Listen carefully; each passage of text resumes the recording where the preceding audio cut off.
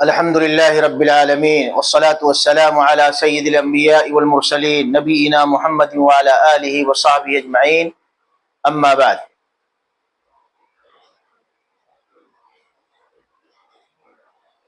إن الله مع الذين اتقوا والذين هم محسنون۔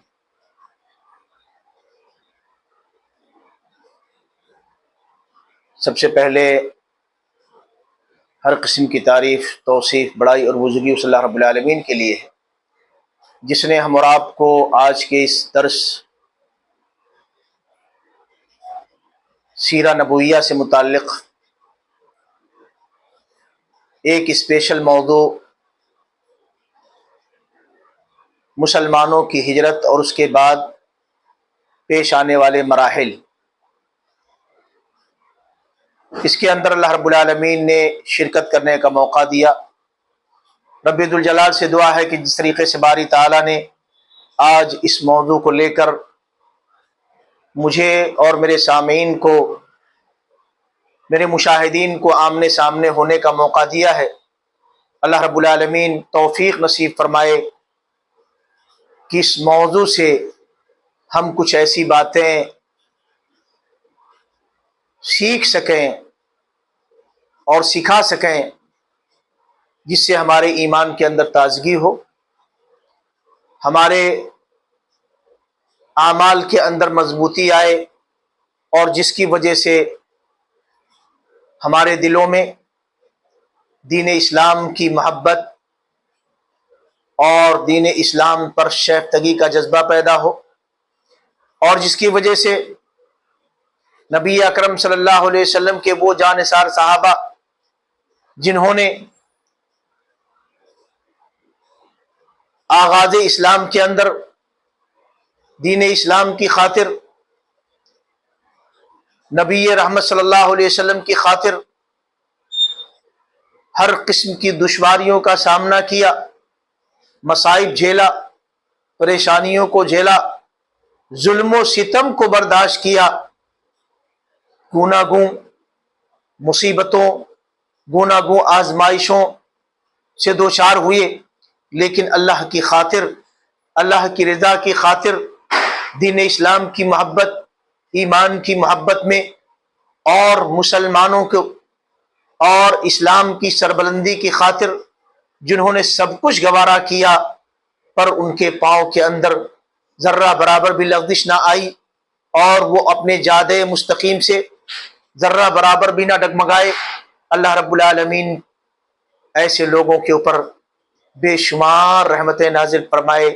اور ان کے مقام و مرتبے کو رب ذوالجلال بلند و بالا فرمائے۔ اللہ رب العالمین ان کی سیرت سن کر، ان کی سیرت کا مطالعہ کر کے ہمیں بھی انہی کے نقش قدم پر چلنے کی توفیق نصیب فرمائے، اور پھر جب دنیا سے ہمارا اور آپ کا خاتمہ ہو جائے تو ہم سبھی لوگوں کو اللہ رب العالمین نبیوں کے ساتھ، صدیقین کے ساتھ، شہداء کے ساتھ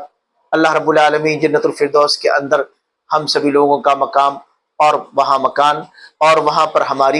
ہمارے لیے راحت کا سامان اللہ رب العالمین مہیا فرمائے۔ بہرحال یہ موضوع مسلمانوں کی ہجرت ایک پوائنٹ ہے، ایک شق، اور پھر اس کے بعد ہجرت کے بعد پیش آنے والے کچھ اہم احداث، تو یہ دو گویا جو ہے شقیں اس کے اندر شامل ہو گئیں۔ مسلمانوں کی ہجرت یہ عربی زبان کا لفظ ہے، ہاجرہ یا ہجروں سے نکلا ہوا مصدر ہے، مطلب ہوتا ہے چھوڑنا، ترک کرنا۔ گویا پتہ یہ چلا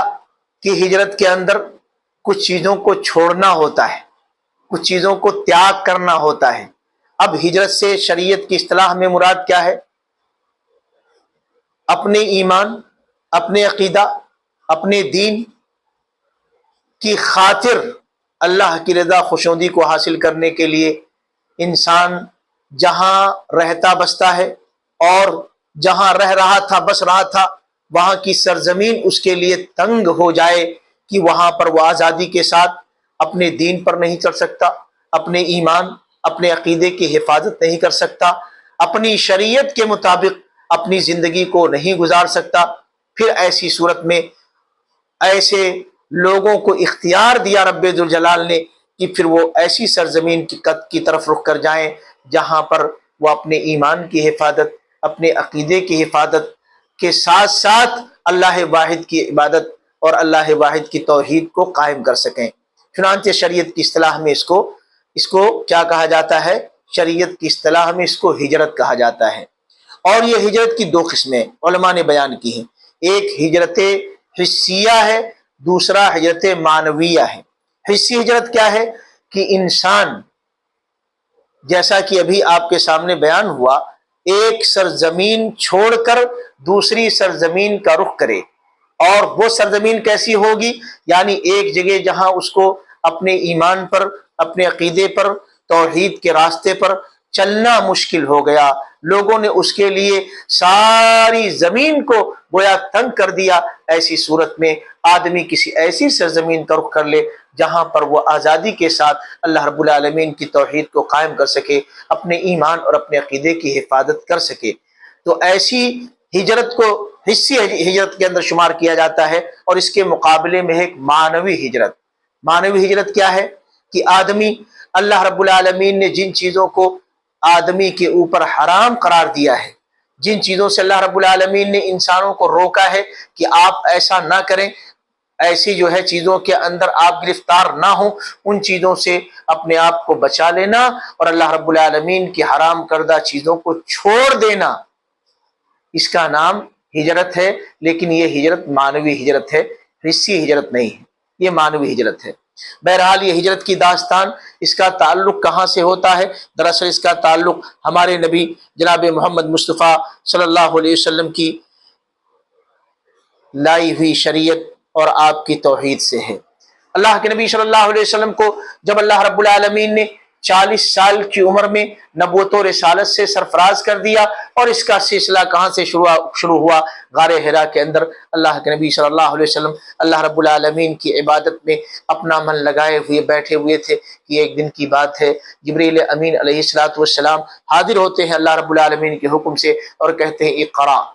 کہتے ہیں مجھے پڑھنا نہیں آتا۔ پھر اس کے بعد کہتے ہیں اقرا، کہتے ہیں مجھے نہیں پڑھنا آتا، کہتے ہیں پھر اقرا، مجھے نہیں پڑھنا آتا، زور سے دباتے ہیں اور کہتے ہیں اقرا بسم ربک الذی خلق خلق الانسان من علق۔ یہاں سے اللہ کے نبی صلی اللہ علیہ وسلم پر پہلی وحی کی شروعات ہو جاتی ہے اور آپ کو اللہ رب العالمین نبی بنا دیتا ہے۔ پھر اس کے کچھ دنوں کے بعد اللہ رب العالمین قرآن کریم کے اندر آیت کو اتارتا ہے، وحی نازل ہوتی ہے، یا ایھا المدثر قم فانذر وربک فکبر وثیابک فطہر۔ یا رسول پاک صلی اللہ علیہ وسلم، اے کپڑوں چادروں کے اندر لپٹنے والے، اے چادروں کو اوڑھنے والے، یا ایھا المدثر قم فانذر، آپ کھڑے ہوئیے، آپ ڈرائیے، لوگوں کو آگاہی دیجئے، لوگوں کے سامنے جا کر کے آپ دعوت کو پیش کیجئے۔ قم فانذر وثیابک فطہر، اپنے کپڑوں کو صاف کیجئے، والرجز فہجر، اور یہ بتوں کی عبادت سے، ان کی پرستش سے آپ اپنے آپ کو بچائیے، قوم کو بھی بچائیے۔ اس طریقے سے گویا اللہ رب العالمین نے آپ کے اوپر اب رسالت اور نبوت کو دوسروں تک پہنچانے کی ذمہ داری بھی ڈال دی، لیکن فرمایا وَأَنذِرْ عَشِيرَتَكَ الْأَقْرَبِينَ۔ ابھی آپ کا مرحلہ کیا ہے؟ ابھی آپ کی ذمہ داری یہ ہے کہ پہلے آپ اپنے قریبی لوگوں سے شروع کریں، اور انسان کا سب سے قریبی اس کی شریک حیات ہوتی ہے۔ چنانچہ نبی اکرم صلی اللہ علیہ وسلم کے اوپر جب وحی نازل ہوئی تو آپ صلی اللہ علیہ وسلم سب سے پہلے آپ نے جس کے ساتھ وحی کو شیئر کیا، جس کے سامنے جا کر کے اپنے ساتھ بیتے ہوئے حالات کو اور اس کا پورا ماجرا کہہ سنایا، وہ آپ کی شریک حیات اماں خدیجہ رضی اللہ تعالی عنہا تھیں۔ اور ایسی صورت میں وہ خاتون، نیک طبیعت کی خاتون جنہوں نے نبی صلی اللہ علیہ وسلم کے لیے سب کچھ قربان کیا، وہ خاتون وہ آپ کے اوپر ایمان بھی لاتی ہیں اور آپ کو تسلی بھی دیتی ہیں اور آپ کو اطمینان بھی دلاتی ہیں۔ بہرحال اس کے بعد دھیرے دھیرے اللہ کے نبی صلی اللہ علیہ وسلم اس طریقے سے لوگوں کو توحید کی جانب بلانے لگ گئے۔ لوگوں کو توحید کی دعوت دینے لگ گئے. ایک لمبی داستان ہے. بہرحال نبی اکرم صلی اللہ علیہ وسلم جب لوگوں کو توحید کی طرف بلانے لگے تو پھر سوال یہ ہوا کہ اگر اعلانیہ طور سے کھلم کھلا سارے لوگوں کو دعوت دی جانے لگے تو زمانہ سارا دشمن ہو جائے گا. دین کی دعوت آسان نہیں ہے. نئے دین کے اندر لوگوں کا آنا اور ایک نئے سلسلے کے اندر نئی کڑی کے اندر جڑنا یہ ذرا آسان نہیں، مشکل ہے. یہ راہ توحید کی راہ ہے. یہ راہ کیا ہے؟ وہ جو خانہ کعبہ کے اندر رکھ کر کے پوجے جا رہے تھے، جن کو لوگوں نے اپنے معبود بنا رکھے تھے، ان کو چھوڑنے کی راہ ہے، ان کو ٹھکرانے کی راہ ہے. لہذا یہ راہ بڑی آسان نہیں، بڑی کٹھن ہے، یہ بڑی دشوار کن ہے. یہ جو ہے بڑا مرحلہ بڑا جو ہے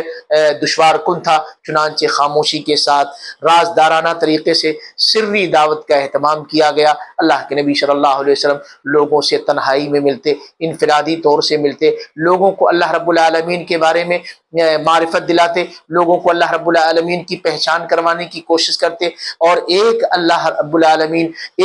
اور نبی اکرم صلی اللہ علیہ وسلم ایک اللہ کی جانب لوگوں کو دعوت دیتے کہ تمہارا پیدا کرنے والا، تمہیں روزی دینے والا، تمہیں مارنے والا، تمہیں جلانے والا، تمہاری ساری چیزوں پر ایک اللہ واحد کا کنٹرول ہے. ساری چیزوں کا مالک و مختار وہ اللہ واحد ہے. لہذا وہی اللہ جس نے تم کو پیدا کیا، تمہارے باپ دادوں کو پیدا کیا، جس نے تمہاری خاطر زمین کو بنایا، آسمان کو بنایا، سورج اور چاند کو بنایا، کائنات کی تمام چیزوں کو جس نے تمہاری خاطر تمہارے فائدے کے لیے مسخر کر دیا، وہ رب تمہارا اس بات کا حقدار ہے کہ جب پوجا کی بات آئے، عبادت کی بات آئے تو تم صرف اور صرف اسی کی عبادت کرو، اسی کی بندگی کرو. اس کی عبادت میں، اس کی بندگی میں کسی اور کو ساجی اور شریک نہ ٹھہراؤ. اللہ کے نبی صلی اللہ علیہ وسلم یہ دعوت دے کر کے لوگوں کے پاس تنہائی میں جاتے، انفرادی طور سے ملتے. اللہ کی توفیق سے کچھ لوگ شروع آپ صلی اللہ علیہ وسلم کے ساتھ جڑے. کچھ لوگوں کے اندر اللہ رب العالمین نے توحید کی کرن کو روشن کر دیا اور نبی اکرم صلی اللہ علیہ وسلم کی توحید کے راستے پر وہ ساتھی بنے. چنانچہ وہ لوگ دھیرے دھیرے جب اسلام کے اندر آئے تو یہ قافلہ دراصل کمزور لوگوں کا تھا، ضعیف، اور سماج کے اندر، معاشرے کے اندر جن کا معیار اوروں کے مقابلے میں دنیاوی اعتبار سے، افراد کے اعتبار سے اور جاہ و منصب کے اعتبار سے، نفری طاقت کے اعتبار سے جو لوگ کمزور تھے، جو ضعیف تھے، وہ شروع زمانے اسلام کے اندر نبی اکرم صلی اللہ علیہ وسلم کے ایمان کے ساتھی بنے. لیکن جب ان کی تعداد تھوڑی بڑھنے لگی اور مکے کے لوگوں کو پتہ چلا، قریش کے سرداروں کو، کہ یہ تو بڑا گڑبڑ ہونے لگا ہے، یہ تو محمد گویا ایک نیا دین لے کر کے آ گیا ہے، یہ ایسا دین لے کر کے آیا جو ہمارے باپ دادوں کے دین کے خلاف ہے، اور اگر یہ دین پروان چڑھ گیا، اگر اس کی باتیں دنیا کے اندر عام ہو گئی تو دو خطرے ہیں. ایک تو ہماری چودراہٹ ختم ہو جائے گی، ہماری سرداری چھن جائے گی، ہمارا نام مٹ جائے گا، اور دوسرا ہمارے باپ دادا جس دین پر تھے، جن کی پوجا اور جن کی عبادت ہمارے باپ دادا کیا کرتے تھے، وہ سلسلہ بھی ٹوٹ جائے گا اور وہ جو ہے ساری چیزیں بھی ختم ہو جائیں گی. اب ان کو اس طریقے سے اپنے جاہ و منصب اور اپنا نام، اپنے باپ دادوں کی ناک کا خیال ہونے لگا. چنانچہ ان لوگوں نے نبی صلی اللہ علیہ وسلم کی مخالفت کو ٹھانا، اور پھر چونکہ نبی صلی اللہ علیہ وسلم کا خاندان تھا، آپ کے پیچھے جو ہے آپ کے اپنے لوگ تھے، رشتے ناتے کے لوگ تھے، خاندان کے لوگ تھے، تو کھلم کھلا آپ کو ستانا ذرا ممکن نہ تھا. اس لیے انہوں نے آپ کو تو نہ پریشان کیا، آپ کے اوپر الغار نہ بولا، لیکن آپ کے وہ ساتھی جو کمزور تھے، جن کے خاندان نہ تھے، جو باہر سے آئے ہوئے تھے اور جن کے پاس نفری طاقتیں نہ تھیں، ان کو ستانا شروع کیا، مختلف انداز سے ان پر ظلم و ستم کرنا شروع کیا. جب ان کے لیے مکے کی سرزمین پر اپنے ایمان اور اپنے عقیدے کے ساتھ اللہ واحد کی عبادت کو انجام دینا مشکل نظر آنے لگا، تب وہ نبی اکرم صلی اللہ علیہ وسلم کی خدمت میں حاضر ہوئے اور اپنی کہانیوں کو انہوں نے نبی کے سامنے پیش کیا.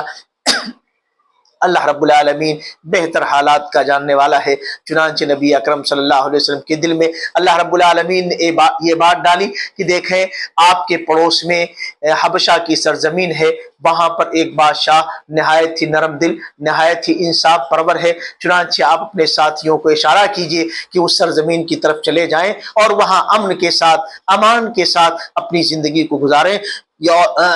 جس کے نتیجے میں اللہ کے نبی صلی اللہ علیہ وسلم نے اپنے ساتھیوں سے، ان کمزور ساتھیوں سے کہا کہ دیکھو ان بارض الحبشۃ ملکا لا یظلم احد عنده، کہ حبشہ کی سرزمین پر ایک بادشاہ ہے جس کے ہاں کسی کے اوپر کوئی ظلم و ستم نہیں ہوتا ہے۔ یعنی اشارہ تھا کہ آپ لوگ وہاں ہجرت کر جاؤ، وہاں چلے جاؤ اور مامون ہو کر کے وہاں اپنی زندگی کو گزارو۔ اور اسی طریقے سے فرمایا، اللہ تعالیٰ کا یہ فرمان ہے والذین ہاجروا فی اللہ من بعد ما ظلموا، رہی بات ان لوگوں کی جو اللہ کے راستے میں ہجرت کر جائیں بعد اس کے کہ ان کے اوپر ظلم و ستم کیا گیا، لنبوئنہم فی الدنیا حسنہ، ہم دنیا کے اندر ان کا ٹھکانہ بہتر کریں گے،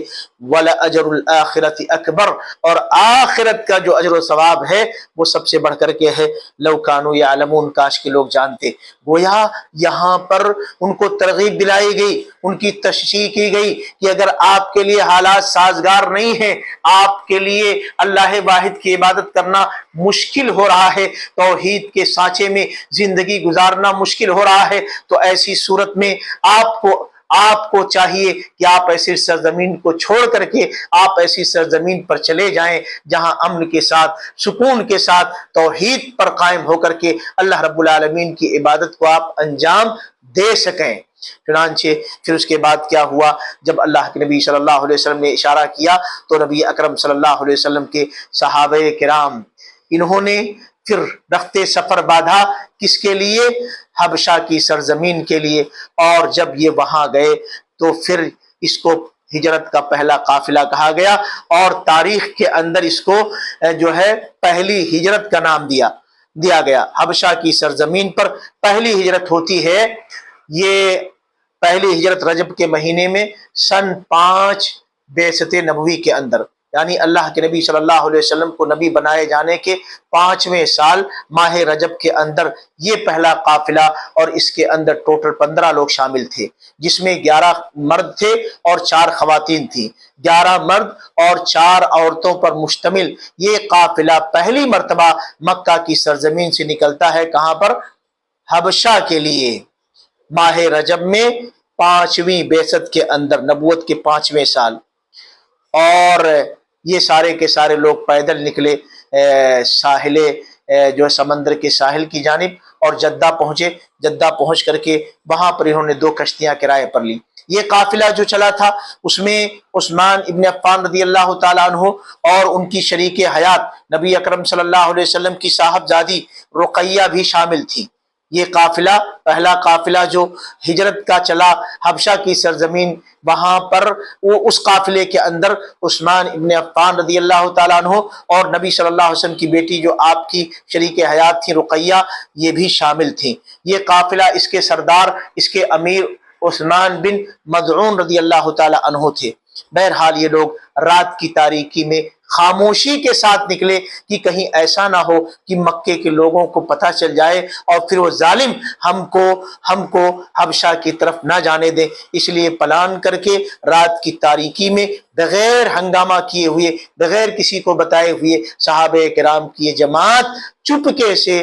نکل گئی، اور اس طریقے سے اللہ رب العالمین کی توفیق سے یہ لوگ پہلی مرتبہ حبشہ کی طرف انہوں نے ہجرت کی۔ اور ادھر واقعہ کیا ہوا، یہ ہجرت کر کے حبشہ کی سرزمین پر پہنچے کہ اس کے بعد ایک واقعہ یوں پیش آیا، اللہ کے نبی صلی اللہ علیہ وسلم ایک مرتبہ مسجد حرام کے اندر آپ صلی اللہ علیہ وسلم نے نماز ادا کی، اور دوران نماز آپ صلی اللہ علیہ وسلم نے سورۃ النجم کی تلاوت کی۔ جب آپ سجدے کے مقام پر پہنچے تو آپ صلی اللہ علیہ وسلم نے سجدہ کیا، آپ نے سورہ نجم کی تلاوت کی، اور جب سجدے کے مقام پر پہنچے تو نبی اکرم صلی اللہ علیہ وسلم نے سجدہ کیا، اور جب آپ نے سجدہ کیا تو مکے کے حرم کے اندر جتنے بھی لوگ وہاں موجود تھے، چاہے وہ مسلمان تھے چاہے وہ مشرک تھے، بے اختیار اور با اختیار ایمان والے ساتھی با اختیار، اور جو غیر ایمان والے تھے وہ بے اختیار سب کے سب سجدے میں گر گئے۔ اب یہ بات قریش کے درمیان پھیل گئی اور یہ بات دنیا کے سامنے پھیل گئی کہ یہ قریش والے، یہ مکے کے باسی، یہ تو مسلمان ہو گئے۔ چنانچہ عبداللہ ابن عباس رضی اللہ تعالیٰ عنہما کہتے ہیں کہ اللہ کے نبی صلی اللہ علیہ وسلم نے سورہ نجم کی تلاوت کی، آپ نے سجدہ کیا اور آپ کے ساتھ مسلمان اور مشرک، یہاں تک کہ جنات اور انسان سبھی کے سبھی لوگوں نے سجدہ کیا۔ یہ صحیح بخاری کی روایت ہے۔ تو جب یہ خبر وہاں جو مسلمان حبشہ کی طرف ہجرت کر کے چلے گئے تھے ان کو یہ خبر لگی تو کیا ہوا، وہاں پر ان کو یہ پتا لگا کہ بھائی اب تو جب مکے کے باسی قریش لوگ یہ سارے مسلمان ہو گئے ہیں تو پھر اب تو ہمیں دوبارہ اپنے وطن کو واپس جانا چاہیے۔ یقیناً وطن کی محبت یہ فطری ہے، وطن سے لگاؤ یہ فطرت کا تقاضا ہے۔ دنیا کے اندر انسان جہاں کہیں بھی رہتا بستا ہے، پلتا ہے، جوان ہوتا ہے، جہاں کی گلیوں میں، جہاں کی سڑکوں پر پھرتا ہے، جہاں کے کھیت کھلیان میں آتا جاتا ہے، جہاں لین دین کرتا، جہاں اس کی رشتہ داریاں ہوتی ہیں، جہاں پر اس کے دوست احباب ہوتے ہیں، جہاں اس نے اپنا بچپن گزارا، جوانی گزاری، اور جہاں زندگی کے نہ جانے کیسے کیسے مراحل طے کیے، وہاں سے محبت کا ہونا ایک فطری جو ہے شے ہے۔ چنانچہ اسی فطری محبت کا تقاضا تھا کہ جب حبشہ کی سرزمین پر یہ بات پھیلی کہ مکہ والے تو مسلمان ہو گئے، تو وہ ساتھی جو ہجرت کر کے کہاں چلے گئے تھے، ہجرت کر کے وہ ساتھی جو حبشہ کی طرف نکل گئے تھے وہ بھی واپس کہاں چلے آئے، ان میں سے بہت سے لوگ یہ دوبارہ جو ہے چلے آئے، کہاں دوبارہ چلے آئے مکہ کی سرزمین پر۔ لیکن جب یہ مکہ کی سرزمین پر پہنچے تو پتہ چلا یہ تو دھوکہ تھا، ایسا یہاں کچھ بھی نہیں ہے، بلکہ یہاں کے لوگ تو جس انداز سے پہلے تھے، ان کا رویہ جو پہلے تھا، جس طریقے سے ظالم پہلے تھے، آج بھی ان کے ظلم اور ستم ویسے ہی برابر برقرار ہیں ایمان لانے والے ساتھیوں کے لیے۔ چنانچہ پھر انہوں نے پلان کیا کہ اب دوبارہ واپس جانا ہے، اور جب دوبارہ واپس ہوئے تو پھر ان کے ساتھ ایک بڑا قافلہ جس میں 83 لوگ مرد اور تقریباً 18 عورتیں شامل ہوئیں، یہ قافلہ دوبارہ پھر حبشہ کی طرف خاموشی کے ساتھ رات کی تاریکی میں نکلا، اور یہ سارے کے سارے پھر جا کر کے جو ہے اللہ کی توفیق سے یہ حبشہ کی سرزمین پر ہجرت کر گئے، اور اس کو جو ہے حبشہ کی جانب دوسری ہجرت کا نام دیا گیا۔ اس قافلے کے اندر 83 مرد اور جو ہے تقریباً 18 عورتیں شامل تھیں۔ بہرحال یہ قافلہ جب پہنچا وہاں پر، اور پھر ادھر جو ہے مکہ کے سرداروں کو پتہ لگا، قریش کے زعماء کو پتہ لگا کہ ارے مسلمانوں کی اتنی بڑی تعداد یہ تو ہم سے نکل گئی، تو ان کو بڑا ملال ہوا، اور فوری طور سے اب انہوں نے پلان کرنا شروع کیا، مشورے کیے کہ کیا کیا جائے اور کس طریقے سے پھر جو مکے کی سرزمین چھوڑ کر کے جو ایمان والے جو مسلمان نکل بھاگے ہیں ان کو کیسے دوبارہ یہاں لایا جائے۔ چنانچہ پلان ہوتا ہے، اور یہ پلان اس انداز سے جو ہے مشورہ کر کے قریش وغیرہ کے لوگ تیار کرتے ہیں کہ چلو ہمارے میں دیکھیں کہ کون سا آدمی نہایت ذہین ہے، فطین ہے، چرب زبان ہے، جس کو جو ہے سیاست بھی آتی ہے، جس کو بولنے کا طور طریقہ آتا ہے، ایسے شخص کو ہم نمائندہ بنا کر کے حبشہ کی طرف بھیجتے ہیں۔ اور پھر پلان یہ ہوتا ہے کہ جب یہ جائیں تو کیسے جائیں گے، تحفے تحائف لے کر کے جائیں، اور بادشاہ کے وہاں کے جو حواری مواری ہیں پہلے بادشاہ سے ڈائریکٹ نہ ملے، نیچے کے لوگوں کو جو حواری مواری بادشاہ کے ہیں ان کو اپنا ہم خیال بنائیں، گفٹ لے لیں، تحفے تحائف لے لیں، اور جا کر کے پہلے ان کو اپنے سے ملا لیں، اس کے بعد پھر کہا جائے کہ جب میٹنگ بیٹھے بادشاہ کے ساتھ تب پھر یہ جو ہے ہاں میں ہاں ملائیں، اور یہ جو ہے کہیں کہ ہاں یہ وہ لوگ ہیں جنہوں نے اپنے باپ دادوں کے دین کو چھوڑا ہے اور وہاں سے بھاگ کر کے ہمارے ملک میں اپنا نیا دین، اپنا نیا طریقہ لے کر کے آئے ہیں، ہمارے یہاں کی سرزمین پر بھی گویا یہ فتنہ بننا چاہتے ہیں، اس انداز سے سمجھایا جائے۔ چنانچہ اس کے لیے انتخاب ہوا عمرو ابن العاص کا اور عبداللہ ابن ابی ربیعہ کا۔ مشرکوں نے انتخاب کیا، قریش کے سرداروں نے، کہ اس کام کے لیے اس مہم پر کن کو بھیجا جائے۔ نمبر 1 عمرو ابن العاص، نمبر 2 عبداللہ ابن ابی ربیعہ، یہ مسلمان نہ ہوئے تھے اس وقت۔ بہرحال یہ لوگ پہنچے اور ان کو پورا پلان سمجھا دیا گیا کہ آپ کو کہاں جانا ہے، پہلے کن سے ملنا ہے۔ جو پادری حضرات ہیں، بادشاہ کے حواری مواری ہیں، آپ جائیے اور گفٹ لے کر کے جائیے، تحفے تحائف، اور ان کو پیش کیجئے، ان کو اپنا ہم خیال بنائیے، اور ان کو پہلے آپ جو ہے اپنے افکار کو سمجھا کر کے آپ ان کو ہمنوا بنا لیں، تاکہ وہ بادشاہ کو اس طریقے سے پھر آپ کی باتیں آئیں اور بادشاہ کو سمجھانا ذرا آسان ہو جائے، بادشاہ آپ لوگوں کی باتوں میں آ جائے۔ چنانچہ قافلہ پہنچتا ہے اور پہنچ کر کے پھر بادشاہ کے سامنے جو ہے اپنی باتوں کو رکھتا ہے کہ ہماری قوم کے کچھ نوجوان بگڑے ہوئے نادان نوجوان ہیں جو بھاگ کر کے مکہ چھوڑ کر کے آپ کے یہاں آ گئے ہیں، جنہوں نے ہمارے باپ دادوں کے دین کو برا بھلا کہا ہے، جو ہمارے باپ دادوں کے راستے سے نکل کر کے آپ کے یہاں آئے ہوئے ہیں، اور ہمارے یہاں ایک نوجوان آیا ہے جس کو دنیا محمد کہتی ہے، اس کی بہکی بہکی باتوں میں آ گئے ہیں، لہذا ہم آپ کے یہاں آئے ہیں کہ آپ ہماری قوم کے لوگ جو آپ کے یہاں بہکے ہوئے ہیں، نادان ہیں، ناسمجھ ہیں، ان کو ہمارے ساتھ واپس بھیج دیں۔ ہمارے سرداروں نے آپ کی خدمت میں ہمیں ایلچی بنا کر کے بھیجا ہے۔ لیکن وہ بادشاہ حکیم تھا، اس نے کہا بھلا آپ کی باتوں سے، اور جب یہ اس نے بات رکھی تو جو بطریق لوگ تھے، پادری لوگ، ان لوگوں نے کہا ہاں ہاں بالکل بادشاہ سلامت، ان لوگوں نے وہاں کا ماحول خراب کرنے کی کوشش کی ہے، فتنہ پھیلایا ہے، اور وہ فتنہ لے کر کے اب ہماری زمین پر آ گئے ہیں، یہاں بھی فتنے کے چانسز ہیں، لہذا مناسب ہے کہ آپ ان کے ساتھ، ان کے قوم کے لوگ جو بھاگ کر آئے ہوئے ہیں، آپ ان کو واپس بھیج دیں مکہ کے لیے۔ بادشاہ نے کہا بھلا ایسے کیسے ہو سکتا ہے، جب وہ لوگ ہمارے یہاں آ کر کے انہوں نے پناہ لی ہے، امن کی تلاشی تھے اور امن کی تلاش میں آئے ہمارے یہاں، وہ آ کر کے انہوں نے پڑاؤ ڈالا ہوا ہے، ایسے تو ہم واپس نہیں بھیج سکتے، الا یہ کہ ہم ان کو بلائیں اور ان سے بھی باتوں کو سنیں۔ چنانچہ کیا ہوا، پھر جو ہے بلایا جاتا ہے۔ اب جب بلایا جانے لگا تو مہاجرین کے قبیلے کے اندر ایک مسئلہ اٹھ کھڑا ہوا کہ اب کیا کیا جائے، اب صورتحال کیا بنے گی۔ بہرحال ان کا توکل، ان کا ایمان، ان کا بھروسہ اللہ کے اوپر تھا، انہوں نے کہا کوئی گھبرانے کی بات نہیں، ہوگا وہی جو اللہ چاہے گا، چنانچہ آپ جائیں اور حق کی بات کریں۔ اور انہوں نے باہمی مشورے سے بات چیت کرنے کے لیے کس کو متعین کیا؟ جعفر طیار کو متعین کیا،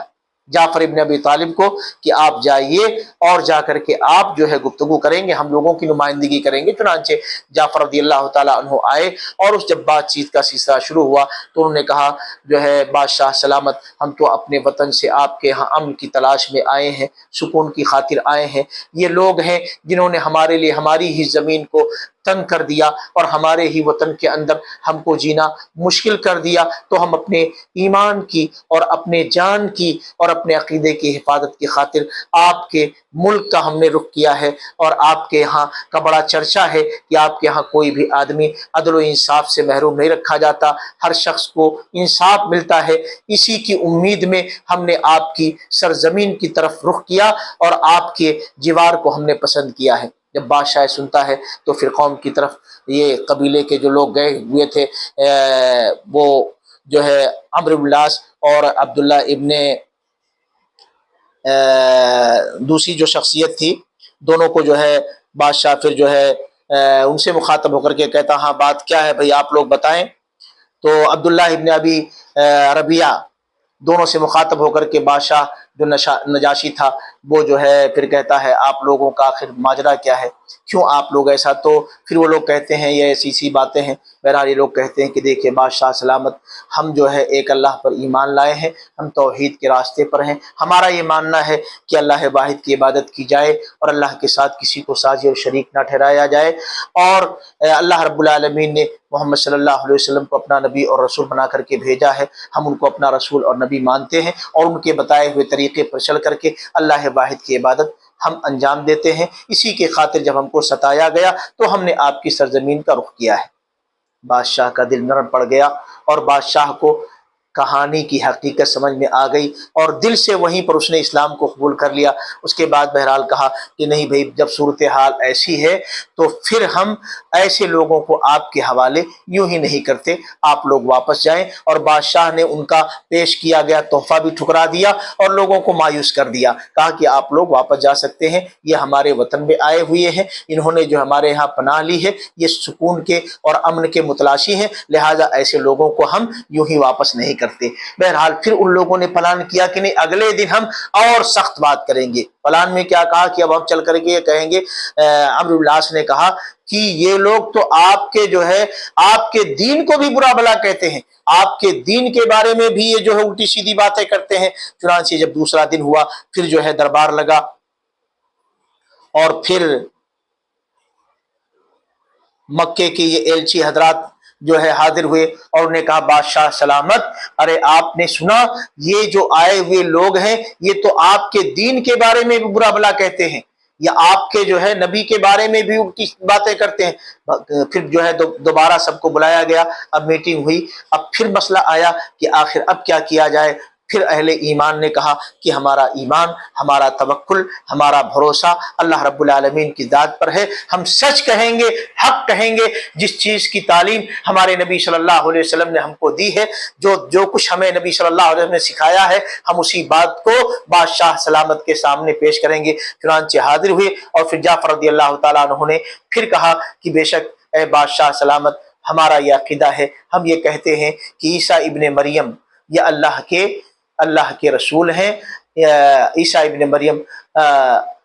اللہ کے بندے ہیں، اللہ کے رسول ہیں، اللہ کا کلمہ ہے، اللہ کی جانب سے ڈالے گئے روح ہیں، جبریل امین کے ذریعے سے ان کی ماں کے بطن کے اندر جن کو ڈالا گیا، چنانچہ جس کے نتیجے میں ایک پھونک کے نتیجے میں ان کی پیدائش ہوئی۔ انہوں نے عقیدہ کیا پیش کیا کہ ان عیسیٰ عبداللہ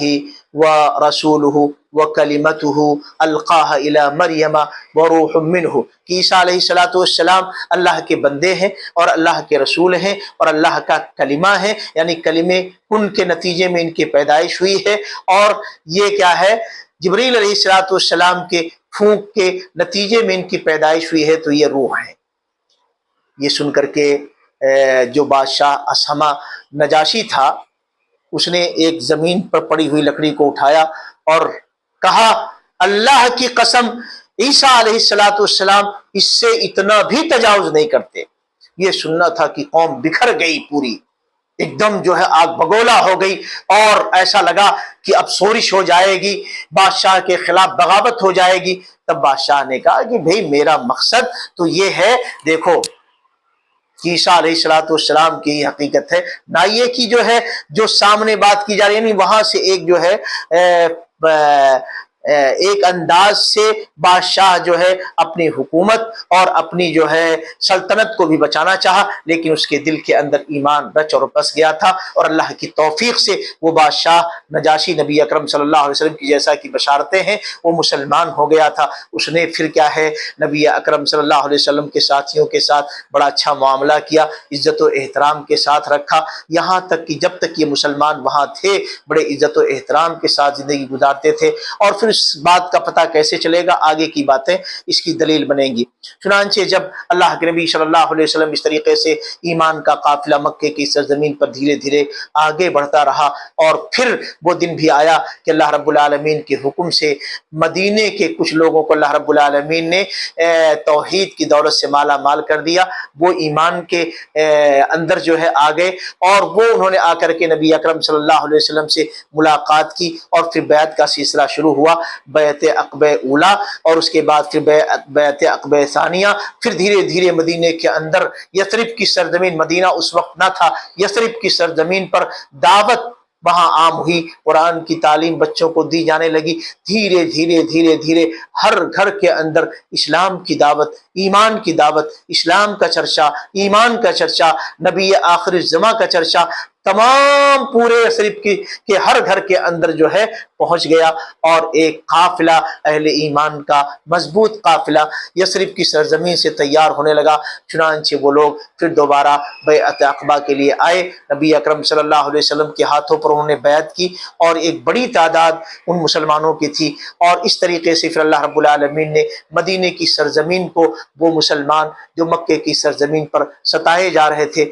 پریشان کیے جا رہے تھے، جن کا جینا، جن کو اپنی توحید کے مطابق اللہ واحد کی عبادت کو انجام دینا جن کے لیے مشکل ہو رہا تھا، اس طریقے سے پھر اللہ رب العالمین کے حکم سے نبی اکرم صلی اللہ علیہ وسلم نے اپنے ان مظلوم،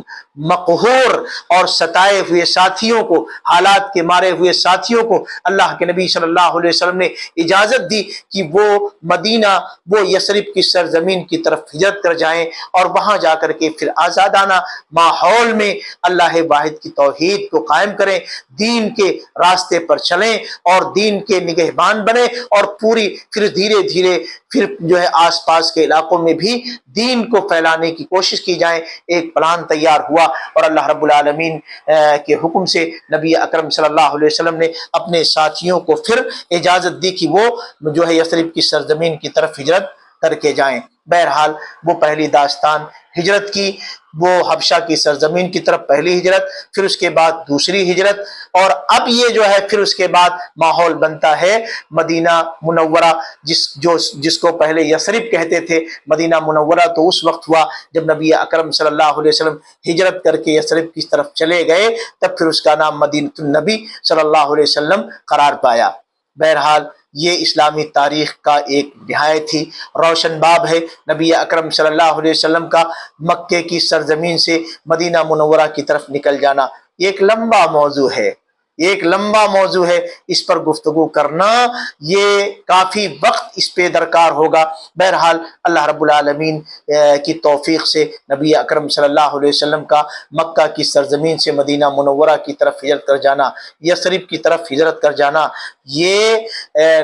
جو ہے اسلامی تاریخ کا ایک روشن باب ہے، اور پھر یہاں سے اسلام اور مسلمانوں کی سربلندی کا راز ہے، اور یہاں سے پھر مسلمانوں کی داستانیں، ان کے عظمت کی اور ان کے جو ہے بلندی کی، ان کی رفعت کی، اور پوری دنیا میں اسلام اور مسلمانوں کی شہرت کی داستانیں یہاں سے پھر جو ہے لکھی جاتی ہیں۔ چنانچہ جب نبی اکرم صلی اللہ علیہ وسلم کے ساتھیوں کا مکہ کی سرزمین پر رہنا بڑا مشکل ہو گیا، اور وہاں کے زعما کی طرف سے ہر قسم کی اذیتیں دو چار کی جانے لگیں، تو ایسی صورت میں اللہ کے نبی صلی اللہ علیہ وسلم نے، جب جیسا کہ آپ نے پہلے جانا ہجرت کی طرف، حبشہ کی طرف ہجرت کا اشارہ دیا، اس کے بعد پھر جو ہے اللہ کے نبی صلی اللہ علیہ وسلم نے اپنے ساتھیوں کو کہا کہ وہ مدینہ منورہ کی طرف، یعنی یثرب کی طرف ہجرت کر کے چلے جائیں، یثرب کی طرف۔ نبی اکرم صلی اللہ علیہ وسلم نے جب صحابہ کرام کو اجازت دے دی کہ صحابہ کرام یہ ہجرت کر کے یثرب کی طرف جا سکتے ہیں اپنے ایمان کی حفاظت کے لیے اور اب آزادی کے ساتھ توحید کے راستے پر زندگی گزارنے کی خاطر، تب پھر کیا ہوا، مسلمانوں کے قافلے خاموشی کے ساتھ خفیہ انداز میں یہ مسلمانوں کے قافلے دھیرے دھیرے یثرب کی سرزمین کی طرف ہجرت کرنے لگے، اور سب سے پہلا قافلہ مسلمانوں کا جو ہجرت کر کے یثرب کی سرزمین پر گیا، ماں اہل و عیال، وہ قافلہ ہے ابو سلمہ ابن عبد الاسد کا، پھر اس کے بعد مسلمانوں کے قافلے فوج در فوج مدینے کی طرف روانہ ہونا شروع ہو گئے، اور الحمدللہ اللہ کی توفیق سے مدینے کے انصار، مدینے کے وہ صحابہ جو نبی اکرم صلی اللہ علیہ وسلم کے ساتھ ملاقات جن کی ہوئی اور جو ایمان لے آئے تھے، وہ انہوں نے ہر انداز سے نبی اکرم صلی اللہ علیہ وسلم کے ہجرت کرنے والے ساتھیوں کا استقبال کیا، ان کی مدد کی، ان کو پناہ دیا، ان کی ضرورت کی تمام چیزوں کو حسب بساط مہیا کرنے کی کوشش کی۔ چنانچہ پھر کیا ہوا، مکے سے تقریباً اہل ایمان کے قافلے بڑی تعداد میں نکل گئے، یہاں تک کہ مکے کے اندر اللہ کے نبی صلی اللہ علیہ وسلم اور ابو بکر اور علی رضی اللہ تعالی عنہم اجمعین بچے، یا پھر ایسے لوگ بچے تھے کمزور جن کے پاس ہجرت کرنے کے لیے کوئی طریقہ نہ تھا، ہجرت کرنے کے لیے جن کے پاس جو ہے جانے کا اور وہاں رہنے کا جن کے پاس کوئی چارہ نہ تھا، جو ہجرت کرنے سے معذور تھے، ایسے ہی لوگ جو ہے بچے مکے کی سرزمین پر، ورنہ سارے کے سارے مسلمان نبی صلی اللہ علیہ وسلم، ابو بکر اور علی رضی اللہ تعالی عنہ ان کو چھوڑ کر کے تمام کے تمام صحابہ کیا ہے ہجرت کر گئے۔ یہاں تک کہ ابو بکر رضی اللہ تعالی عنہ نے بھی نبی اکرم صلی اللہ علیہ وسلم سے مکہ چھوڑ کر یثرب جانے کی اجازت مانگی، ہجرت کرنے کی اجازت مانگی۔ تب اللہ کے نبی صلی اللہ علیہ وسلم جب آپ صلی اللہ علیہ وسلم سے ابو بکر رضی اللہ تعالیٰ عنہ اجازت طلب کرتے تو اللہ کے رسول صلی اللہ علیہ وسلم کہتے تھے ابھی انتظار کرو، ابھی انتظار کرو، اللہ تعالیٰ تمہارا ایک ساتھی کوئی نہ کوئی بنانے والا ہے، تم انتظار کرو، اللہ تعالیٰ تمہارے لیے کوئی ایک تمہارا ہم سفر بنانے والا ہے۔ چنانچہ ابو بکر رضی اللہ تعالیٰ عنہ کو یہ محسوس ہو گیا کہ گویا وہ ہمارا ہم سفر نبی صلی اللہ علیہ وسلم ہوں گے، چنانچہ ابو بکر رضی اللہ تعالیٰ عنہ پھر اس کے بعد خاموش ہو گئے، اور صورتحال کیا پیش آئی کہ اس دن کے لیے پہلے ہی سے تیاری کرنے لگ گئے۔ ان کے پاس 2 اونٹنیاں تھیں جن کو کھلا پلا کر کے ہجرت کے سفر کے لیے یہ تیار کر کے بیٹھے ہوئے تھے کہ کب نبی صلی اللہ علیہ وسلم کا اشارہ ہو اور ہم نبی کے ساتھ میں مکہ سے یثرب کی سرزمین کی طرف ہجرت کر جائیں۔ چنانچہ پہلا جو قافلہ سب سے پہلے ہجرت کر گیا اپنے اہل و عیال کے ساتھ، وہ ابو سلمہ ابن عبد الاسد ہیں۔ ان کی ہجرت کی داستان کیا ہے؟ یہ بیعت عقبہ، جو دوسری بیعت عقبہ ہے، اس سے پہلے یہ ہجرت کر کے یثرب کی سرزمین پر گئے۔ اور کیوں گئے؟ کیونکہ قریش نے ان کے لیے جو ہے مکے کی سرزمین پر جینا دشوار کر دیا تھا۔ یہ جب حبشہ سے ہجرت کر کے حبشہ سے واپس چلے آئے مکہ کی سرزمین پر، تب جو ہے ان کے لیے اور وہاں دشواریاں پیش آئیں، لیکن اسی فترے میں اسی جو ہے دوران ان کو پتہ چلا کہ بہت سے مسلمان ایمان والے ساتھی مدینہ جا چکے ہیں، چنانچہ انہوں نے بھی مدینہ جانے کی ٹھان لی۔ لیکن صورتحال یہ پیش آئی کہ ابو سلمہ رضی اللہ تعالیٰ عنہ جب اپنے بال بچوں کے ساتھ مکہ سے نکلنے لگے تو پھر کیا ہوا؟ ادھر سے ام سلمہ کے خاندان والے جو بنی المغیرہ کے تھے، وہ وہاں کے جو ہے لوگ آ پہنچے اور انہوں نے کہا کہ ابو سلمہ آپ تو اکیلے ہجرت کر سکتے ہو، لیکن ہمارے خاندان کی لڑکی کو اپنے ساتھ آپ یثرب لے کر کے جاؤ، ہم اس کی اجازت نہیں دیتے ہیں۔ تو اس طریقے سے انہوں نے ام سلمہ کو ابو سلمہ کے ساتھ جانے سے روک دیا، اور پھر عبد الاسد قبیلے کے لوگ، یعنی جو ابو سلمہ کا قبیلہ تھا، وہاں کے لوگ آ گئے اور انہوں نے ابو سلمہ کے بیٹے کو چھین لیا، کہا یہ ہمارے خاندان کا ہے، اے ابو سلمہ اگر تمہیں ہجرت کرنا ہے یثرب کی طرف تو تم اکیلے جاؤ، تمہارا یہ بیٹا بھی تم جو ہے اسے بھی نہیں لے جا سکتے۔ اس طریقے سے ابو سلمہ اکیلے تنے تنہا بیوی کو بھی چھوڑ کر مجبوراً،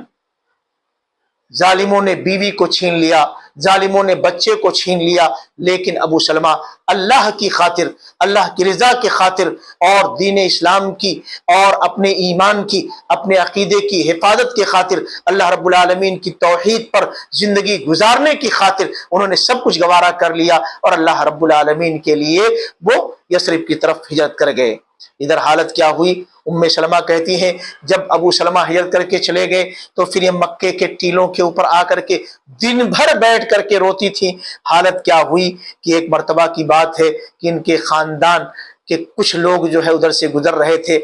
بنو المغیرہ کے جو ہے لوگ تھے، مغیرہ کی اولاد سے کچھ لوگ، تو انہوں نے دیکھا کہ یہ ام سلمہ یہ ٹیلے کے اوپر بیٹھ کر کے یہ زارو قطار رو رہی ہے، اس کی یہ درگت ہے، اس کی حالت ہے۔ ان کو ترس آیا، چنانچہ انہوں نے کہا کہ آخر بات کیا ہے، ماجرا کیا ہے؟ تو اس نے جو ہے ام سلمہ نے کہا کہ آپ لوگ نہیں جانتے میرے ساتھ کیا حالت ہے، میرے شوہر کو مجھ سے چھین لیا گیا، میرے بچے کو یہاں پر روک دیا گیا، میں کس قدر اپنے شوہر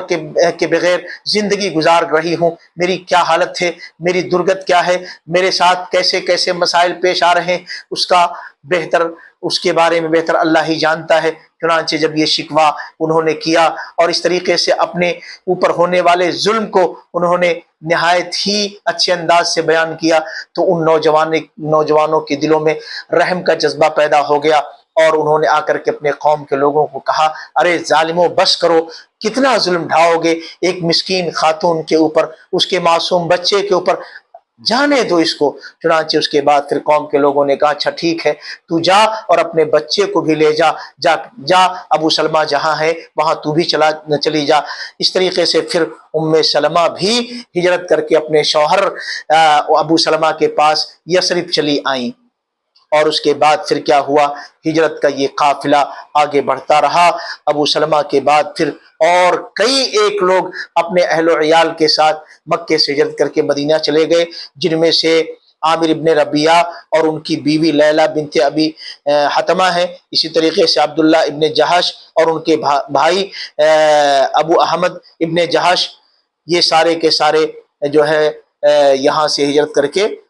مکے سے چلے گئے، کہاں، یثرب کی سرزمین پر۔ اسی طریقے سے پھر کچھ دنوں کے بعد عمر بن الخطاب رضی اللہ تعالی عنہ کو جب اللہ رب العالمین نے حلقہ بگوش اسلام کیا اور وہ اسلام کے دامن میں آ گئے، ایمان والے ساتھی بن گئے، تب وہ ان کے ایمان لانے کی لمبی داستان ہے، جو شجاعت و بہادری کی داستان ہے، اور جب ان کے ہجرت کرنے کا وقت آیا تو وہ بھی نہایت ہی شجاعت و بہادری کے داستان پر مبنی داستان ہے۔ چنانچہ عمر بن الخطاب رضی اللہ تعالی عنہ نے جب ہجرت کی ٹھانی تو ان کے بارے میں آتا ہے کہ عمر بن الخطاب رضی اللہ تعالی عنہ نے جب ہجرت کرنا چاہا تو انہوں نے اس بات کو گوارا نہ کیا کہ دیگر ساتھیوں کی طرح سے لوگوں کی نگاہوں سے چھپ کر کے ہجرت کی جائے، بلکہ انہوں نے اپنے میان سے اپنے تلوار کو نکالا اور سوتا تلوار کو باہر نکالا اور اپنے جو ہے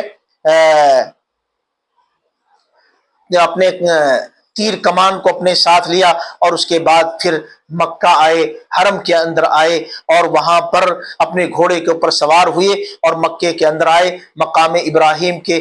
پاس پہنچے، وہاں آ کر کے انہوں نے نماز ادا کی، اور اس کے بعد جو قریش کے حلقے لگے ہوئے تھے، قریش کے لوگ جو مکے کے اندر بیت اللہ الحرام کے ارد گرد بیٹھے ہوئے تھے، ان حلقوں کے پاس گئے اور جا کر کے کہا، اگر ہے کسی کے اندر دم اور خم، کسی کی ماں نے اگر دودھ پلایا ہے تو یہ خطاب کا بیٹا عمر مکہ چھوڑ کر کے یثرب کی سرزمین کی طرف جا رہا ہے، آئے وہ آ کر کے اس وادی کے پوچھے مجھ سے ملاقات کر لے، اگر کسی کو خواہش ہے کہ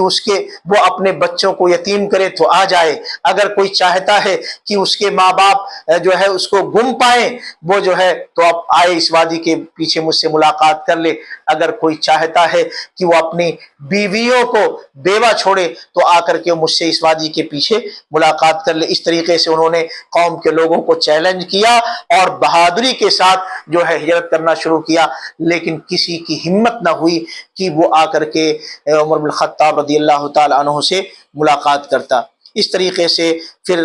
جو ہے عمر بن الخطاب رضی اللہ تعالی عنہ بھی یثرب کی طرف ہجرت کر گئے، اور پھر ان کے ساتھ جو ہے ان کے بھائی زید بن الخطاب بھی گئے، اور اسی طریقے سے عمرو ابن سراقہ بھی گئے، اور ان کے بھائی عبداللہ اور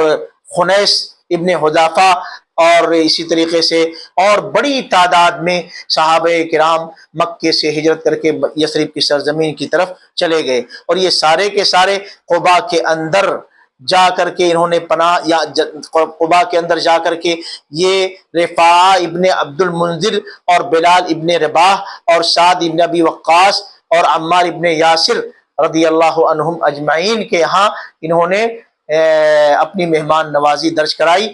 وہاں جا کر کے جو ہے انہوں نے ان کے ساتھ قیام کیا۔ اسی طریقے سے ایک دوسرا واقعہ ہے دل کو، ضمیر کو جھنجھوڑ دینے کے لیے،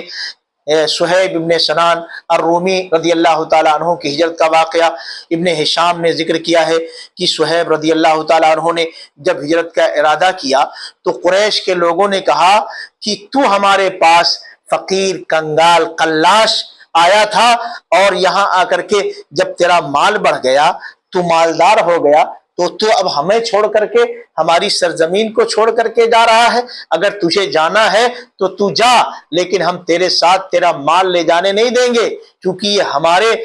ہماری زمین کا اور ہمارے درمیان کا کمایا ہوا مال ہے۔ تو اکیلا آیا تھا،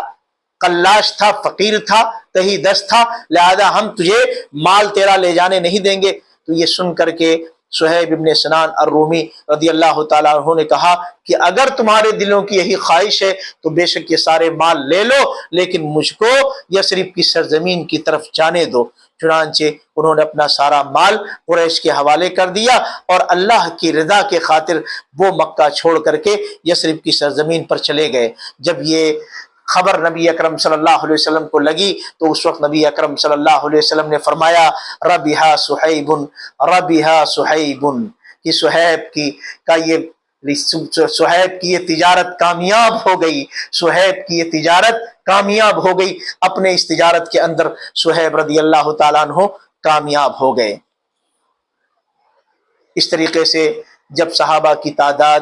مدینے کی طرف ایک بڑی تعداد چلی گئی اور چند ہی لوگ مکے کی سرزمین پر رہ گئے، نبی اکرم صلی اللہ علیہ وسلم اور ابو بکر رضی اللہ تعالیٰ عنہ، اور اسی طریقے سے پھر جو ہے علی رضی اللہ تعالیٰ عنہ۔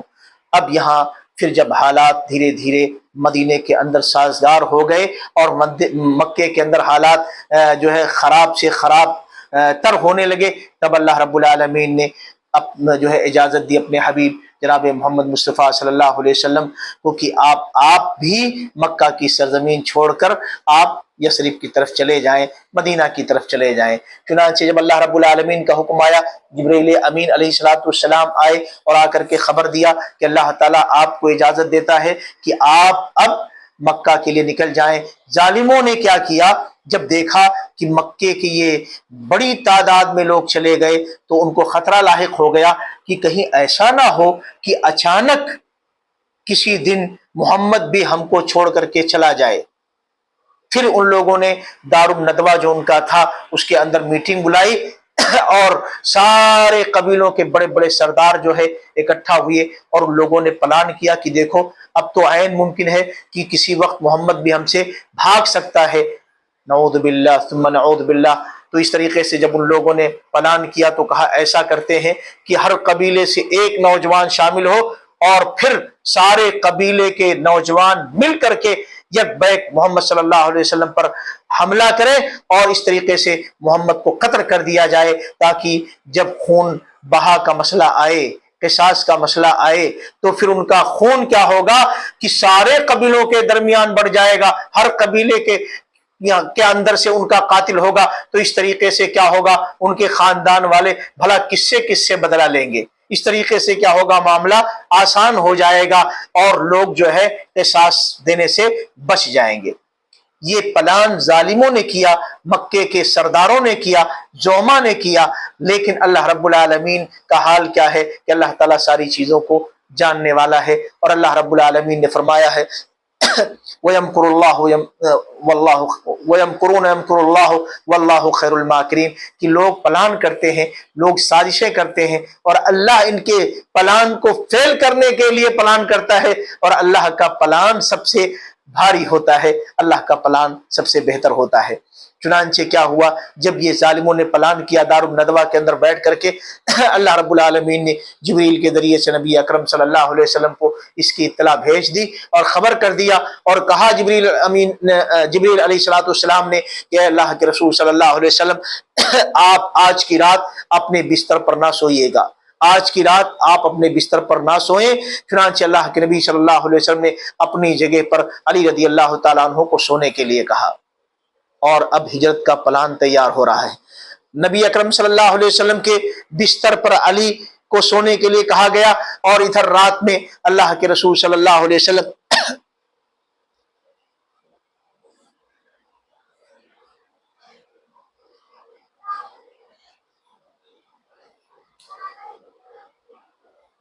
اور رات میں اللہ کے نبی صلی اللہ علیہ وسلم پھر نکلنے کا پلان کرتے ہیں۔ چنانچہ اس کی داستان سے پہلے یہ معلوم ہونا چاہیے کہ وہ سرزمین جس کے لیے ہجرت کی اجازت دی گئی، اس سرزمین کو اللہ کے نبی صلی اللہ علیہ وسلم کو خواب کے اندر کئی مرتبہ دکھایا گیا۔ چنانچہ نبی اکرم صلی اللہ علیہ وسلم کبھی کبھی ایسا ہوا کہ آپ خواب میں دیکھتے کہ ایک ایسی سرزمین ہے جو کھجوروں والی سرزمین ہے، لیکن آپ صلی اللہ علیہ وسلم شروع میں سمجھتے تھے کہ شاید وہ یمامہ کی سرزمین ہوگی یا حجر کی سرزمین ہوگی، لیکن جب جو ہے مدینے کے یثرب کے کچھ لوگ آئے اور نبی اکرم صلی اللہ علیہ وسلم سے انہوں نے ملاقات کی اور بیعت کیا، جس کو بیعت عقبہ کا نام دیا جاتا ہے، پھر اس کے بعد بیعت عقبہ ثانیہ جو ہوئی، اس سے نبی اکرم صلی اللہ علیہ وسلم کو علم ہو گیا، آپ کو یقین حاصل ہو گیا کہ وہ زمین یمامہ کی نہیں، وہ زمین حجر کی نہیں، بلکہ وہ زمین یثرب کی سرزمین ہے جہاں پر کھجور کے باغات ہیں۔ ام المومنین عائشہ رضی اللہ تعالیٰ عنہ کہتی ہیں کہ اللہ کے رسول صلی اللہ علیہ وسلم نے فرمایا اس وقت جب کہ آپ صلی اللہ علیہ وسلم مکے کے اندر تھے، قد اریت دار ہجرتکم، کہ مجھے تم لوگوں کے ہجرت کی جگہ کو دکھایا گیا ہے، رأیت سبحۃ ذات نخل بین لابتین ای حرتین، کہ مجھ کو دکھایا گیا کہ دونوں لابتین کے درمیان، دو حرہ کے درمیان یہ کھجور والا علاقہ، کھجور کے باغ والا جو ہے علاقہ ہے، اور وہ مکہ جو ہے مدینہ کی سرزمین قرار پائی بعد میں۔ اس طریقے سے جو ہے کیا ہوا، آپ کے ساتھی مدینے کی طرف جو ہے جوخ در جوخ ہجرت کر کے چلے گئے، اور پھر اس کے بعد نبی اکرم صلی اللہ علیہ وسلم کی ہجرت کی داستان شروع ہوتی ہے۔ اللہ کے نبی صلی اللہ علیہ وسلم مکے کے اندر تھے، آپ کے ساتھ آپ کے دوست ابو بکر رضی اللہ تعالیٰ عنہ تھے، اور پھر آپ کے جو ہے چچیرے بھائی علی رضی اللہ تعالیٰ عنہ بھی آپ کے ساتھ تھے۔ یہی لوگ مکے کے اندر بچے تھے، یا پھر وہ لوگ جن کو جو ہے ہجرت کرنے کی کوئی طاقت نہ تھی، کمزور تھے، حالات کے جو مارے ہوئے مسلمان تھے، وہ لوگ مکے کے اندر باقی تھے۔ ابو بکر رضی اللہ تعالیٰ عنہ نے، جیسا کہ میں نے کہا، کئی مرتبہ نبی صلی اللہ علیہ وسلم سے اجازت چاہی کہ وہ ہجرت کر کے یثرب کی طرف چلے جائیں، جس طریقے سے دیگر ان کے احباب گئے، لیکن اللہ کے نبی صلی اللہ علیہ وسلم نے ان کو منع کر دیا اور کہا لا تعجل لعل اللہ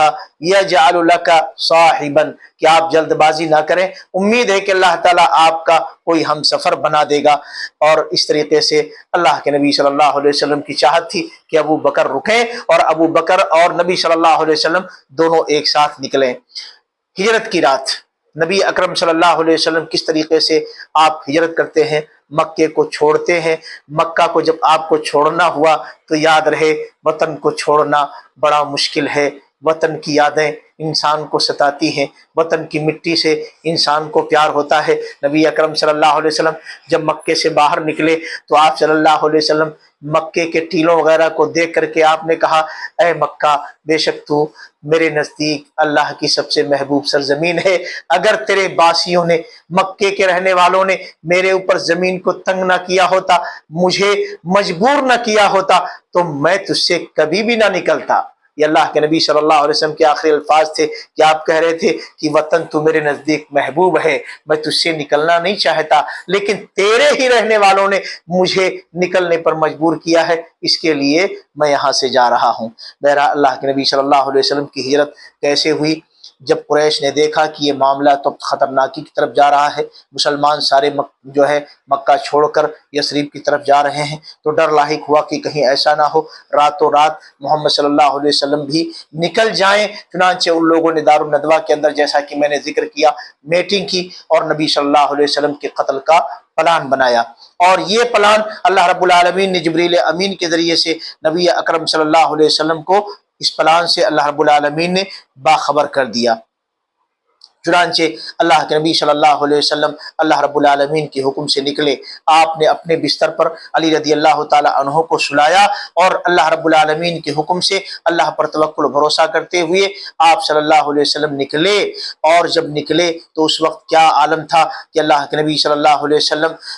کے دروازے پر مکے کے لوگ جم گھٹا لگائے ہوئے تھے، باہر جو ہے بڑی تعداد میں بیٹھے ہوئے تھے نبی صلی اللہ علیہ وسلم کے انتظار میں کہ موقع لگے اور ہم ان کو قتل کر دیں۔ بہرحال اس وقت اللہ کے نبی صلی اللہ علیہ وسلم نے اپنے ہاتھ کے اندر ایک مٹھی مٹی لیا، اور آپ صلی اللہ علیہ وسلم باہر نکلے یہ پڑھتے ہوئے وَجَعَلْنَا مِن بَيْنِ أَيْدِيهِمْ سَدًّا وَمِن خَلْفِهِمْ سَدًّا فَأَغْشَيْنَاهُمْ فَهُمْ لَا يُبْصِرُونَ۔ اللہ کے نبی صلی اللہ علیہ وسلم باہر نکلے، آپ کے ہاتھ میں مٹی ہے مٹھی بھر کر کے، اور آپ یہ پڑھ رہے ہیں اور مٹی کو پھینک رہے ہیں لوگوں کے چہروں پر، وجعلنا من بین ایدیہم سدا، من بین ایدیہم سدا، اور ہم نے کیا کیا، وجعلنا من بین ایدیہم سدا، ہم نے ان کے آگے سے روک بنا دیا، آڑ لگا دی، ومن خلفہم سدا، اور ان کے پیچھے بھی ہم نے آڑ کر دیا، فاغشیناہم، پس ہم نے ان کو ڈھانپ دیا، فہم لا یبصرون، پس وہ دیکھ نہیں سکتے، چنانچہ وہ آنکھیں ہوتے ہوئے بھی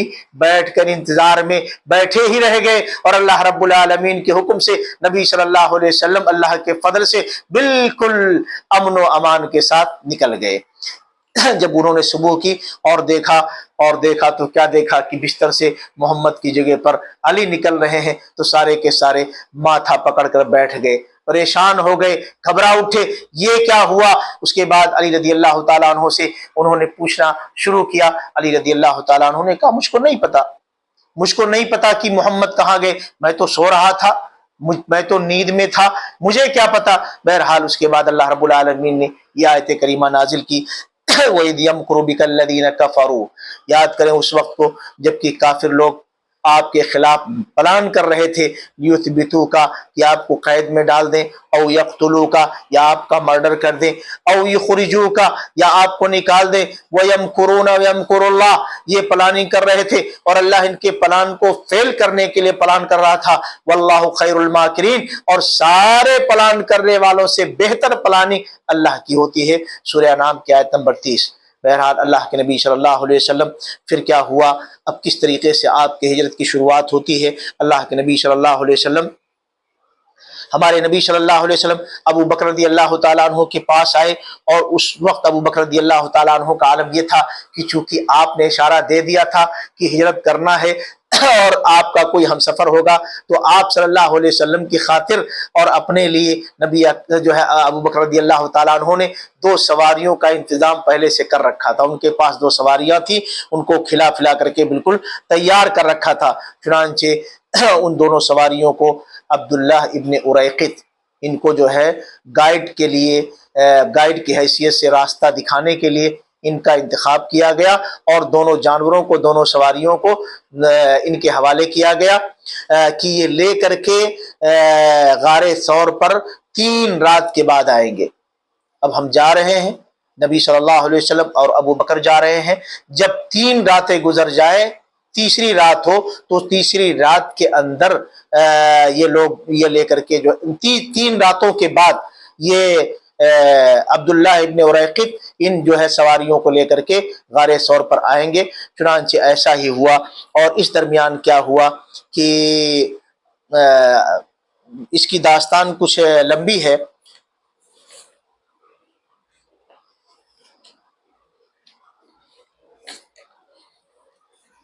اللہ کے نبی صلی اللہ علیہ وسلم نے جب غار ثور کے اندر پناہ لی، جا کر کے آپ صلی اللہ علیہ وسلم اور آپ کے ساتھ ابو بکر وہاں جو ہے غار ثور کے اندر داخل ہوئے، تو اس میں بھی کئی ایک مواقف ہے۔ سب سے پہلا موقف ابو بکر رضی اللہ تعالیٰ عنہ کی قربانی کا ہے کہ جب نبی اکرم صلی اللہ علیہ وسلم اور ابو بکر غار کے اندر گئے، تو ابو بکر رضی اللہ تعالیٰ عنہ نے نبی اکرم صلی اللہ علیہ وسلم سے کہا کہ اللہ کے رسول صلی اللہ علیہ وسلم آپ تھوڑا ٹھہر جائیے، مجھ کو پہلے غار کے اندر جانے دیجیے۔ مقصد کیا تھا؟ جا کر کے نبی صلی اللہ علیہ وسلم کے آرام کرنے کی جگہ کو صاف کر دیں۔ تو وہاں گئے، انہوں نے جگہ کو صاف کیا اور دیکھا کہ جہاں پر جو ہے غار کے اندر اگر کوئی سوراخ ہے تو اپنا کپڑا پھاڑ کر کے سوراخ کو بند کیا، یہاں تک کہ کہا جاتا ہے کہ نبی اکرم صلی اللہ علیہ وسلم جب آرام فرما رہے تھے تو اس وقت ابو بکر رضی اللہ تعالیٰ عنہ نے دیکھا کہ ایک جو ہے سوراخ تھی اور کوئی کپڑا نہ بچا ہوا تھا، اللہ کے نبی صلی اللہ علیہ وسلم آرام فرما رہے تھے، تو ابو بکر رضی اللہ تعالیٰ عنہ نے اپنے جو ہے پیر کے جو ہے پڈلی ہی کو وہیں پہ لگا دیا، سانپ نے کاٹ لیا۔ اس کے بعد جو ہے پھر درد کی وجہ سے ابو بکر رضی اللہ تعالیٰ عنہ کے آنکھوں سے آنسو ٹپکے، نبی صلی اللہ علیہ وسلم کے رخسار پہ گرے، تو اللہ کے رسول صلی اللہ علیہ وسلم بیدار ہوئے، کہا ابو بکر کیا بات ہے؟ تو اس کے بعد نبی اکرم صلی اللہ علیہ وسلم ماجرا سنایا، اور پھر اسی طریقے سے پھر کہانی آگے بڑھتی ہے کہ ابو بکر رضی اللہ تعالیٰ عنہ نبی اکرم صلی اللہ علیہ وسلم جب غار کے اندر تھے تو مختلف جو ہے ضعیف روایتیں پیش کی جاتی ہیں۔ بعد میں کہا جاتا ہے کہ اس جو ہے اللہ کے حکم سے مکڑی نے آ کر کے جالے لگا دیے، کبوتری نے انڈے دے دیے، ضعیف روایتیں ہیں ساری۔ بہرحال اللہ رب العالمین نے نبی اور نبی کے ساتھی کی حفاظت کا بندوبست کیا، یہ اندر گئے تو اس کے بعد اللہ رب العالمین کے فضل سے دشمنوں کو پتہ نہ لگنے دیا اللہ رب العالمین نے۔ یہ اتنی بات طے ہے۔ بہرحال دشمن یہاں تک آئے، اتنے قریب ہوئے کہ ابوبکر رضی اللہ تعالیٰ عنہ کہتے ہیں کہ میں نے کہا کہ اللہ کے رسول صلی اللہ علیہ وسلم اگر انہوں نے اپنے پاؤں کی طرف دیکھ لیا تو ہم تو پکڑے گئے، اگر ان میں سے کسی نے اپنے پیر کی طرف نیچے کی جانب جھانکا تو ہم تو پکڑے گئے۔ اس وقت اللہ کے نبی صلی اللہ علیہ وسلم نے ابوبکر رضی اللہ تعالیٰ عنہ سے کہا تھا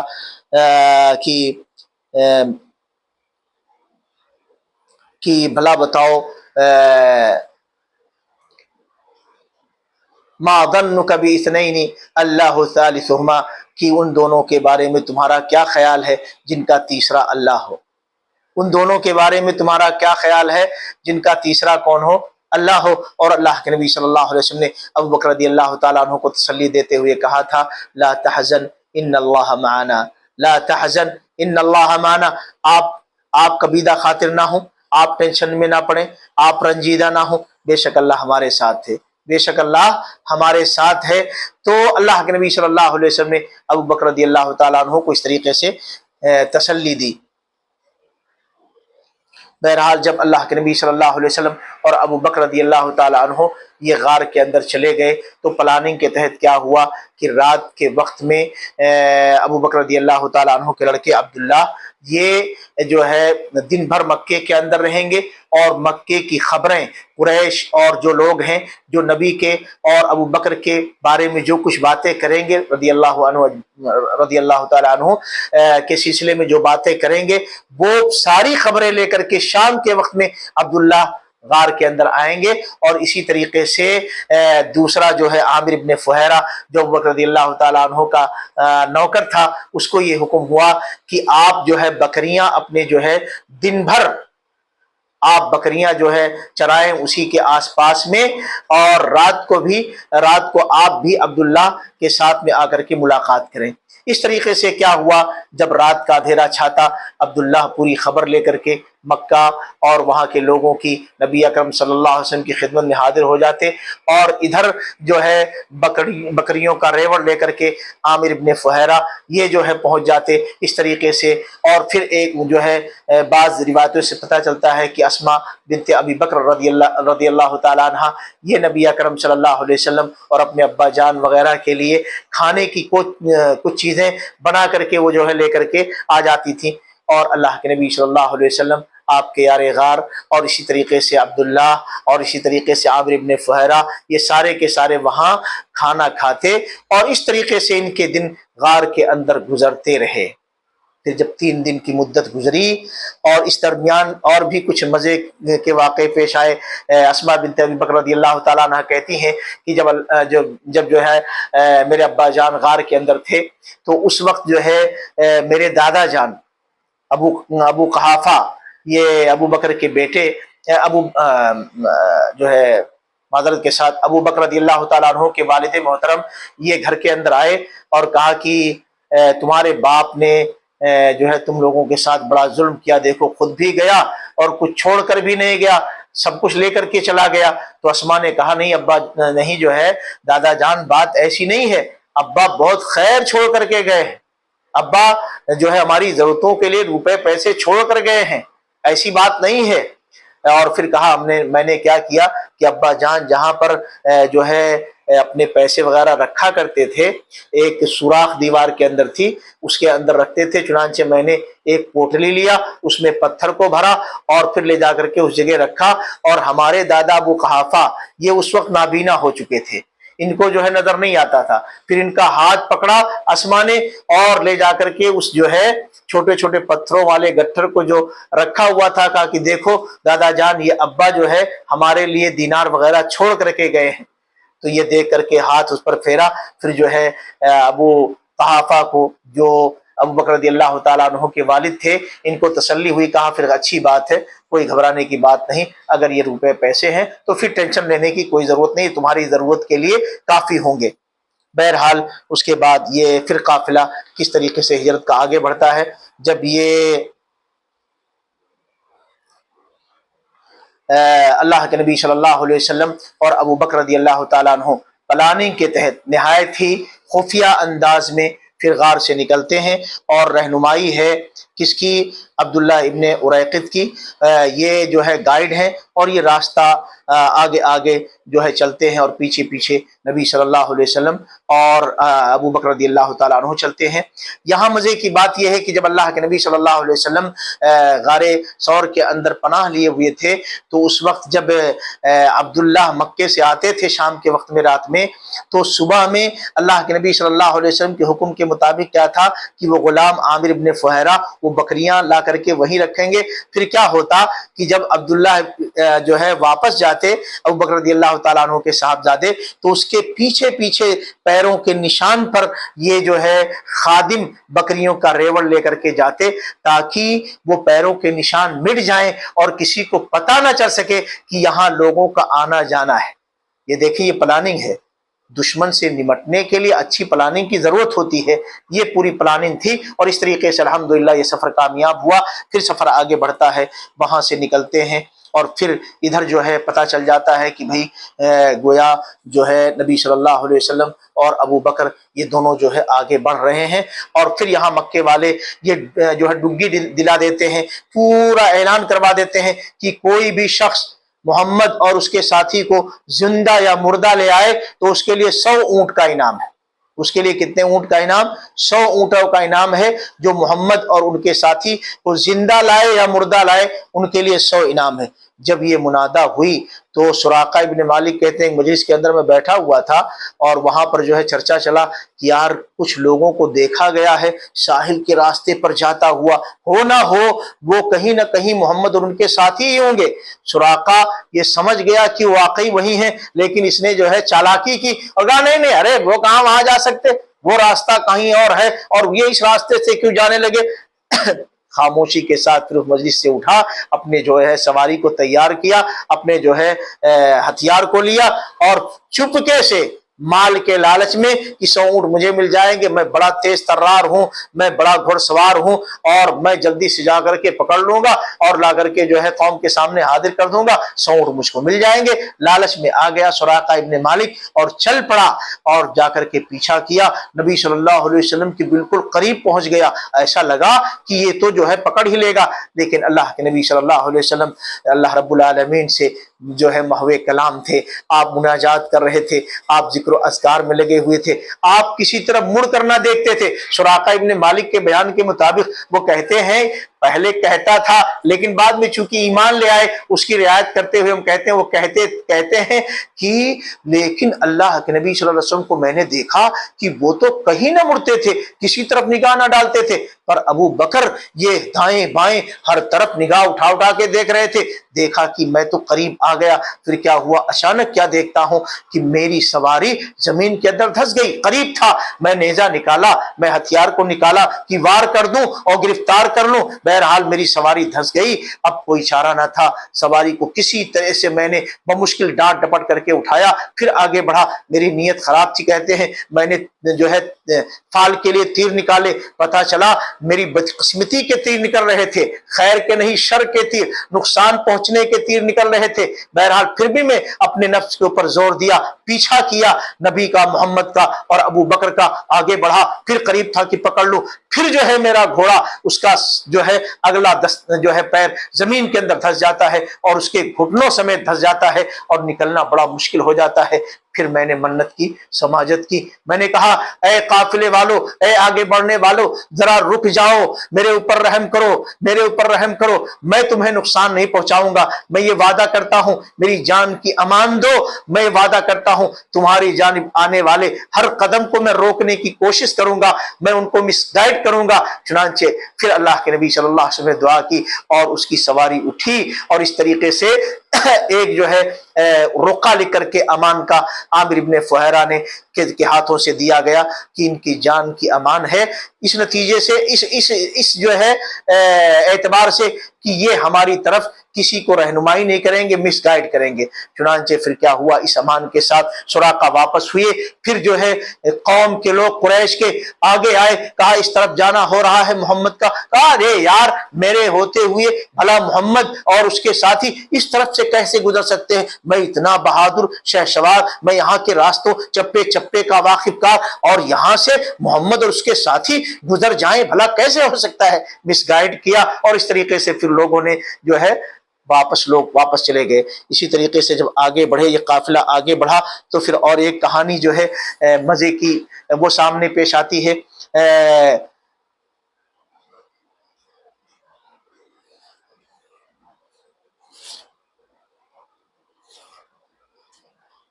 ام معبد یہ ایک بوڑھی خاتون تھی، اور ان کی جھوپڑی راستے کے اندر وہاں صحرا کے اندر ہوا کرتی تھی۔ ام معبد کے پاس سے جب اللہ کے نبی صلی اللہ علیہ وسلم اور آپ کے ساتھی ابو بکر رضی اللہ تعالی عنہ، اور اسی طریقے سے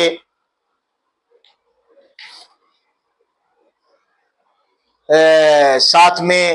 عبداللہ ابن اریقط اور عامر ابن فہیرہ، یہ 4 لوگوں پر مشتمل قافلہ جب وہاں سے گزرا، تو ان کے جو ہے خیمے کے اندر گئے اور دیکھا کہ ایک بوڑھی خاتون ہے۔ کہا کہ بھئی ہم چاہتے ہیں کہ آپ کھانے پینے کی کچھ چیزیں ہمیں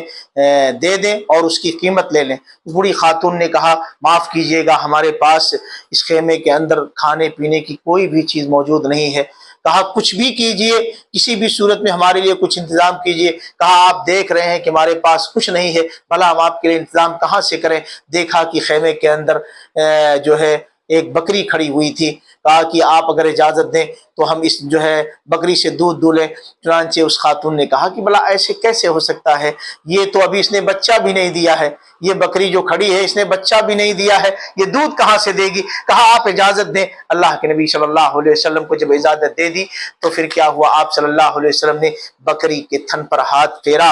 اور مسح کیا، اور اس طریقے سے اللہ رب العالمین نے برکت نازل کی اور تھن کے اندر دودھ بھر گیا۔ نبی اکرم صلی اللہ علیہ وسلم نے دودھ کو دہا اور کہا اے ام معبد آپ دودھ پیجئے۔ ام معبد نے کہا نہیں، آپ لوگ زیادہ حقدار ہیں، پہلے آپ لوگ پیئے۔ لیکن اللہ کے نبی صلی اللہ علیہ وسلم نے اصرار کیا کہ ام معبد آپ پیجئے پہلے۔ بہرحال ام معبد نے وہ دودھ پیا۔ پھر اس کے بعد پھر جو ہے دوسری بکری کو دوہا گیا، وہ بھی جو ہے بچہ نہ دینے والی تھی، اس کو بھی اللہ رب العالمین کی برکت سے تھن آئی، دودھ آیا۔ اور پھر اس کے بعد اللہ کے نبی صلی اللہ علیہ وسلم نے کہا کہ اپنے ساتھیوں کو پلایا، یہاں تک کہ ام معبد کو کہا اپنے برتنوں کو بھر لے۔ اللہ کے نبی صلی اللہ علیہ وسلم سیراب ہوئے، آپ کے رفقا، آپ کے ساتھی سیراب ہوئے، ام معبد سیراب ہوئی۔ ام معبد کے برتن دودھ سے جو ہے ان کے پیالے، ان کے برتن بھر گئے، اور پھر اللہ کے نبی صلی اللہ علیہ وسلم